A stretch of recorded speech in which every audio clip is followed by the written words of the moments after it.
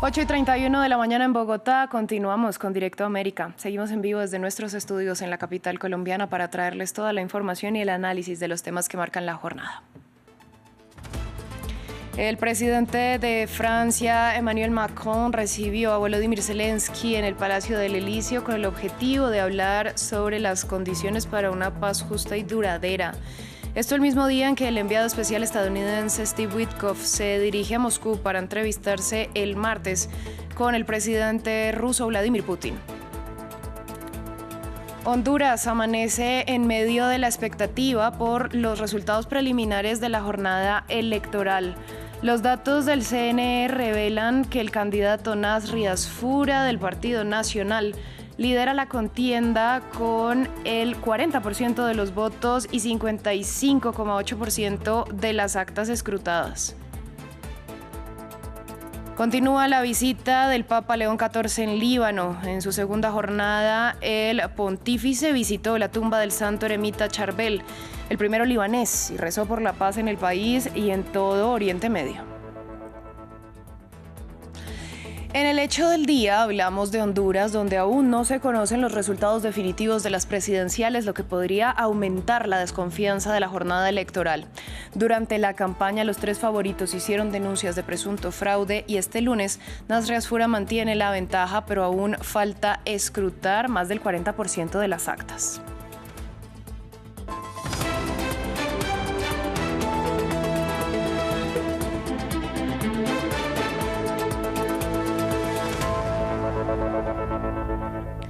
Comenzamos en Francia, donde el presidente Emmanuel Macron recibe a su homólogo ucraniano en el Palacio del Elíseo, una visita marcada por la defensa aérea que requiere Ucrania para enfrentar los ataques rusos y centrada también en conversar sobre las condiciones para una paz justa y duradera.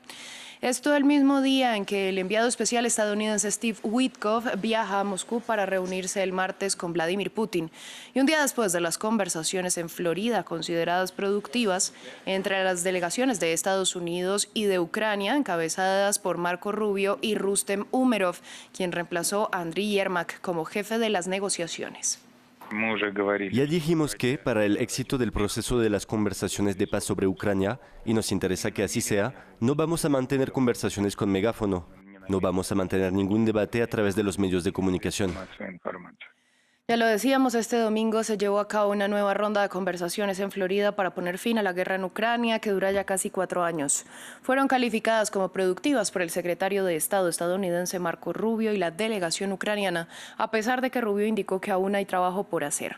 Estos son los detalles del encuentro y su contexto. Productivas, pero no decisivas. Concluyeron este domingo las negociaciones de alto nivel entre Estados Unidos y una delegación de Ucrania para el fin de la guerra en el país invadido por Rusia hace ya casi 4 años. Un encuentro encabezado por el secretario de Estado estadounidense, Marco Rubio, quien, a pesar de que las definió como productivas, dejó claro que aún hay trabajo pendiente.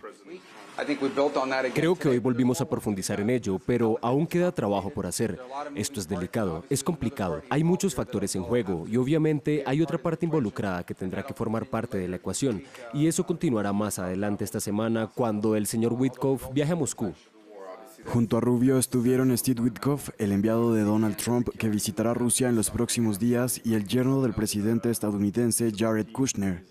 Del lado ucraniano, la delegación resaltó los esfuerzos y el apoyo de Washington. Estábamos hablando del futuro de Ucrania, abordamos todos los asuntos importantes para Ucrania, para el pueblo ucraniano, y Estados Unidos nos brindó un apoyo incondicional. Trabajamos, ya tuvimos una reunión exitosa en Ginebra y hoy continuamos con ese éxito. El presidente ucraniano Volodymyr Zelensky no asistió a la reunión. El mandatario se ha comprometido a no aceptar un mal acuerdo al tiempo que asegura que Ucrania está en su momento más difícil. Dicho eso, la ronda diplomática en Florida transcurrió sin indicios de que el fin de la guerra se pudiera alcanzar próximamente. Mientras, The Wall Street Journal sostiene que el verdadero plan de Trump para la guerra es ganar dinero, es decir, recuperar los activos rusos congelados. En este contexto, con Witkoff rumbo a Rusia y el nerviosismo de los aliados europeos aún evidente, Rubio tiene previsto esquivar una reunión con sus pares de la OTAN, a pesar de las preocupaciones de sus socios sobre lo que quiere Estados Unidos para Ucrania. Vamos a Honduras. El país amanece expectante ante el conteo preliminar de votos que da la ventaja a Nasri Asfura, candidato del Partido Nacional, quien recibió el apoyo de Donald Trump. Asfura obtiene hasta el momento un 40% de los votos con el 55,8% de las actas escrutadas. Le sigue Salvador Nasralla del Partido Liberal y en tercer lugar se encuentra la candidata del oficialismo Rixi Moncada. Recordemos que Asfura es el aspirante del mismo partido del expresidente Juan Orlando Hernández, condenado en Estados Unidos por narcotráfico y quien podría ser indultado por el jefe de Estado estadounidense. Seguimos en Estados Unidos. Tanto la Cámara de Representantes como el Senado han iniciado investigaciones sobre un segundo ataque contra una embarcación sospechosa de transportar drogas en el Caribe en septiembre, en el que murieron 2 supervivientes de ese bombardeo inicial. Según un reporte publicado el viernes por The Washington Post, el secretario de Defensa estadounidense Pete Hegseth ordenó un segundo ataque para matar a todos los que iban a bordo. Algunos expertos jurídicos han afirmado que si la información es cierta, el bombardeo podría constituir un crimen de guerra. Estados Unidos ha matado al menos 83 personas en esos ataques contra embarcaciones en el Caribe y el Pacífico en lanchas acusadas de transportar narcóticos. Pero hasta ahora Washington no ha presentado pruebas de ese vínculo entre los botes y el narcotráfico. Tenemos el informe. Un informe periodístico que ha aumentado la presión del Congreso sobre el presidente de Estados Unidos. El viernes, The Washington Post afirmó que el ejército perpetró un ataque de seguimiento contra una lancha sospechosa de transportar drogas en el Caribe, cumpliendo la orden del secretario de Defensa de matar a toda la tripulación. Ahora, el Congreso ha iniciado investigaciones sobre el segundo ataque del 2 de septiembre y la supuesta orden de Pete Hegseth de matar a los 2 supervivientes del primer bombardeo, que según algunos expertos jurídicos podría constituir un crimen de guerra. El domingo, Trump negó tener conocimiento del segundo ataque. No sé nada al respecto. Él dijo que no dijo eso y yo le creo al 100%. ¿Hablas de los 2 hombres? ¿Sabes si hubo un segundo ataque que mató a los 2 hombres? Él dijo que no lo hizo. Dijo que nunca dijo eso. El del 2 de septiembre fue el primero en una serie de ataques contra presuntas embarcaciones de narcotraficantes. Hegseth insiste en que los bombardeos son legales. Sin embargo, los expertos de la ONU los han calificado de ejecuciones extrajudiciales, al igual que Caracas, que confirmó que había venezolanos entre las víctimas y anunció una comisión especial que investigará los ataques. Nadie en pleno siglo XXI puede conformarse y constituirse en juez y parte que al mismo tiempo ejecute la pena de muerte de una persona sin que se haya atendido el debido proceso humano, personas vivas, personas que tienen madres, tienen esposas, tienen hijos, fueron ejecutados extrajudicialmente. La investigación del Congreso llega tras semanas de retórica contra el mandatario venezolano Nicolás Maduro y su gobierno. Estados Unidos trasladó al Caribe el portaaviones más grande de su arsenal y Trump advirtió que el espacio aéreo sobre Venezuela debe considerarse clausurado y que comenzará a perseguir a los narcotraficantes por tierra muy pronto. Hoy se conmemora el Día Mundial del SIDA. Naciones Unidas ha advertido que los recortes presupuestarios, incluidos los de Estados Unidos, han devastado los programas contra el VIH. Afirma que si no se reanudan, los esfuerzos de prevención podrían estancarse y se generarían 3,3 millones de nuevas infecciones por VIH entre 2025 y 2030. Hoy en día, casi 41 millones de personas viven con el virus en todo el mundo, siendo los niños y las mujeres jóvenes especialmente vulnerables, sobre todo en el continente africano. Tras décadas de avances, la ONU ha advertido de que la lucha contra el VIH se encuentra en una encrucijada. Antes del Día Mundial del SIDA, la directora ejecutiva de ONU-SIDA declaró que los recortes en la financiación internacional, incluidos los de Estados Unidos, han obstaculizado la respuesta mundial al VIH. Since the abrupt pause by the United States in February, desde la repentina pausa de Estados Unidos en febrero, el complejo ecosistema que sustenta los servicios relacionados con el VIH en docenas de países de ingresos bajos y medios se ha visto sacudido hasta sus cimientos. Las clínicas cerraron sin previo aviso, miles de trabajadores sanitarios se enfrentaron a la pérdida de sus puestos de trabajo o de sus salarios, y los servicios de pruebas, tratamientos y prevención que salvan vidas sufrieron interrupciones generalizadas y continuas. Experienced widespread and continuing disruption. Según ONU-SIDA, la distribución de medicamentos preventivos se redujo drásticamente desde los recortes. Disminuyó un 31% en Uganda, un 64% en Burundi y un 21% en Vietnam. Hoy en día, casi 41 millones de personas viven con el VIH en todo el mundo. El año pasado se produjeron 1,3 millones de nuevas infecciones y alrededor de 9 millones de personas siguen sin recibir tratamiento. Los niños y las mujeres jóvenes son especialmente vulnerables, sobre todo en la región de África. Across 13 countries, en 13 países, el número de personas que han iniciado recientemente el tratamiento ha disminuido en comparación con el año pasado.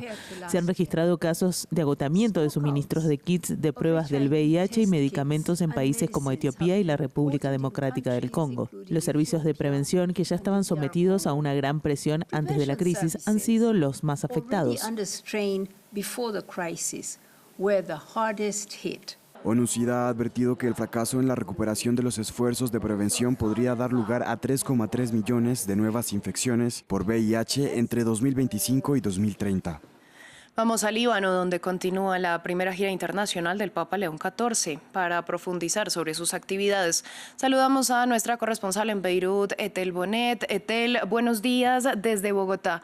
¿Cómo vive Líbano esta visita del Papa? Sí, hola, buenas tardes, Valentina. Pues la verdad es que está siendo una gira pasada por agua, podríamos decir, porque ayer hubieron fuertes lluvias y esta mañana también ha estado toda la mañana lloviendo fuertemente aquí en todo el Líbano, pero eso pues no ha impedido que miles de personas pues hayan acudido a las carreteras principales, a los lugares santos donde se han congregado pues para poder saludar, ¿no?, al Papa, que llegó ayer por la tarde. Y lo más importante, también hay que destacar que todos los lugares que está visitando son lugares simbólicos. Es una visita no solamente protocolaria, sino que también tiene pues un fin político, en este caso en este país que ahora mismo pues sigue, ¿no?, en esa inestabilidad y esa posible nueva guerra que podría haber con Israel. Todo esto es su mensaje principal del Papa, pues eso, estar buscando la paz. Y bueno, hablando de todos estos lugares, por eso mismo pues mañana también va a visitar el puerto de Beirut, ese lugar no simbólico que también al mismo tiempo significa esa resiliencia, y también para seguir apoyando pues a todas esas familias, porque esa fue ya una promesa que dio el Papa Francisco, que estuvo muy involucrado, por ejemplo, pues en lo que fue todo el tema de la reconstrucción del puerto de Beirut, pero desgraciadamente pues debido a la parálisis política pues todavía pues no ha avanzado ni siquiera en la reconstrucción y muchísimo menos pues lo que es la parte judicial. Esta tarde, por ejemplo, va a haber un encuentro interreligioso aquí en Beirut, en la Plaza de los Mártires, que es también un lugar muy emblemático precisamente porque es ese cruce, ¿no?, entre religiones, ya que está la principal mezquita, la mezquita de Hariri, también se encuentra la Catedral de San Jorge, en ese mismo lugar donde también hubieron esas manifestaciones, ¿no?, en 2019, esas manifestaciones masivas donde pues cayó el gobierno en ese momento de Saad Hariri. Es este lugar tan emblemático donde esta tarde, prácticamente dentro de una hora, pues habrá un encuentro interreligioso donde participarán autoridades de diferentes confesiones. Etel, hablemos de lo que ya hizo hoy, que fue el rezo en la tumba de San Charbel, y profundicemos un poco en la importancia que tiene y el significado que tiene esta visita. Sí, es el primer papa de los 4 papas que han visitado el Líbano. Pablo VI, después Juan Pablo XII y después el último papa en visitarlo, que iba a ser Francisco, pero finalmente pues por su enfermedad no pudo visitarlo, y previamente Benedicto XVI. Pues este es el 4º papa que viene al Líbano y es el único hasta ahora que ha visitado lo que es la tumba de San Charbel, que no solamente tiene pues esa importancia dentro de la comunidad cristiana maronita, que es la principal comunidad católica del país dentro de lo que es la Iglesia Oriental, y es, digamos, ese vínculo, ¿no?, que hay entre la Santa Sede y la parte oriental, porque el Líbano precisamente es el país donde hay más cantidad de cristianos, especialmente de la comunidad maronita, de prácticamente pues es 1/3 de la población libanesa, de unos 6 millones, y es por eso que es tan importante ese vínculo entre las dos ramas de la religión, la oriental y la occidental, y en este caso el Líbano lo representa por la comunidad maronita. San Charbel también es importante porque es también un santo para el Islam, y eso es precisamente ese mensaje que hablábamos antes, de esa pluralidad religiosa y de esa paz, y sobre todo de el diálogo frente pues lo que es, ¿no?, esa parálisis política. Pues Etel, muchas gracias por toda esta ampliación. Nosotros continuamos con el hecho del día. Ya vamos a hablar de las elecciones en Honduras, donde la desconfianza, la presión y las acusaciones cruzadas de fraude marcaron la campaña. La jornada electoral se desarrolló en relativa calma, pero la demora en el escrutinio podría aumentar la desconfianza. Para analizar el panorama, conectamos con Jessica Sánchez. Ella es coordinadora del Observatorio Político de la organización Grupo Sociedad Civil de Honduras. Yo le doy la bienvenida a France 24. En principio, le pregunto, ¿cómo se ve ante la opinión pública y ante la comunidad internacional estos resultados? ¿Es común que se tome tanto tiempo en entregarlos? Sí, buenos días, gracias por la entrevista, gracias a quienes nos están viendo. Sí, es común que se tarden en entregarlos, sin embargo ahora estamos en un periodo crítico, como usted lo mencionó, marcado por mucha desconfianza, pero debo destacar que la votación fue un proceso muy pacífico, una fiesta electoral, y hubo mucha colaboración para incluso quedarse después del tiempo que se amplió hasta las 6 de la tarde para ir a votar, y también un agradecimiento a los observadores y observadoras internacionales que estuvieron ahí en todo este recorrido. Bueno, vimos a un Donald Trump apoyando directamente, pidiendo el voto por Nasri Asfura, y por el momento lleva la delantera. ¿Qué tanta influencia pudo tener el republicano en lo que hasta ahora vemos como el resultado? Creo que tuvo una influencia, pero no fue tanta, fue mínima. El tema es que no se supo leer por el partido de gobierno el sinsabor de la gente que tenía ya mucho rato de estar reclamando, de estar pidiendo. Se hicieron muchas promesas que no se cumplieron. Por ejemplo, en el caso de las mujeres, el parar el tema de la violencia doméstica y los femicidios. Y a última hora metieron cifras que no correspondían a la realidad. Por ejemplo, meter violencia doméstica intrafamiliar por parte de la policía de Honduras como actos de convivencia, de muertes por convivencia social, estando en nuestra ley consagrada ya el artículo. Y creo que se confiaron mucho. La actitud del consejero Ochoa hacia sus compañeras no fue la mejor, fue muy violenta desde abril, y creo que eso les jugó en contra. Creyeron que sí, realmente con estas actitudes agresivas y estas amenazas de fraude desde abril, la tenían con ellos, pero no fue todo lo contrario. ¿Qué podemos esperar de los otros aspirantes, de Salvador Nasrallah y Rixi Moncada, si se confirma una victoria de Asfura, teniendo en cuenta todos esos señalamientos cruzados de fraude que hubo en la campaña? Puede que hagan algún tipo de acto, puede que invoquen el tema del fraude, sin embargo creo que el pueblo ha hablado muy claramente. Porque yo, por ejemplo, que estudio el tema, jamás me imaginé que Rixi cayera a un tercer lugar. Entonces la diferencia de votos es demasiado grande. Sin embargo, esta noche se proclamaban vencedores, y incluso la gente les estaba haciendo gráficas que ganaba libre por no sé cuánto. Entonces hasta ese tiempo mantuvieron como esta fachada que nunca han querido cuestionar, marcada por mucha prepotencia y mucha falta de escucha al pueblo, ¿no? La presidenta y la candidata son las únicas, bueno, en el caso de la presidenta, la única gobernante que nunca recibió a ningún sector del pueblo organizado, como sindicatos, patronatos, organizaciones civiles de mujeres, y la candidata tampoco. Entonces se pudo hablar con el resto de candidatos, pero no con ella. Y eso marcó una ausencia, por ejemplo, en los debates presidenciales, que pues tiene sus costos ahora, ¿no? Es muy difícil que peleen desde un tercer lugar y aleguen un fraude, aunque sí pueden retomarlo y hacerlo y ponerlo público, ¿no? La diferencia es demasiado grande.